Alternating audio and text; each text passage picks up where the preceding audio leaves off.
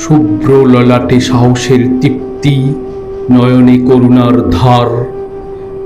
তিনি ছিলেন এক ঋজু পুরুষ, হিমালয়ে সম আধার। সুদর্শন সেই অবয়ব জুড়ে আভিজাত্য ছিল মাখা, হৃদয়ে পটে আজও তার সেই বিরচিত ছবি আঁকা। যখন তিনি দাঁড়াতেন মঞ্চে উচ্চকিত বলিষ্ঠ স্বরে, বজ্র নির্ঘোষে সত্যের বাণী প্রতিধ্বনিত হতো ঘরে ঘরে। সেই বাসন শুনে জুড়িয়ে যেত সহস্র তপ্ত হিয়া, জ্ঞানী গুণী সব মুগ্ধ হয়ে রত তার মহিমা নিয়া। নিজের যা ছিল বিলিয়ে দিয়েছেন জ্ঞানের পবিত্র ধামে, মাধ্যমিক সেই বিদ্যাপীঠ আজ উজ্জ্বল তারি নামে।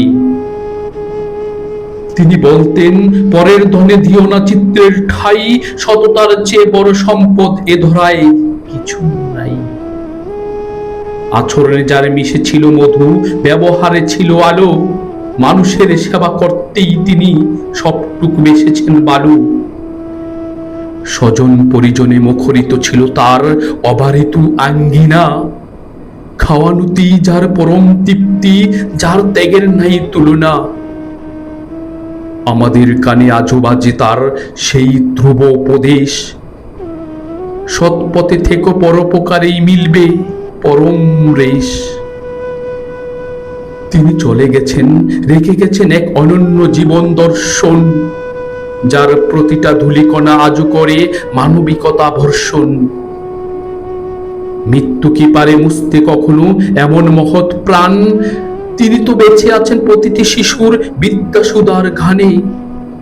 শাশ্বত সেই বজ্রকণ্ঠ, সেই সততার দীপশিখা, ইতিহাসের পাতায় সোনার অক্ষরে রবে চিরকাল লিখা।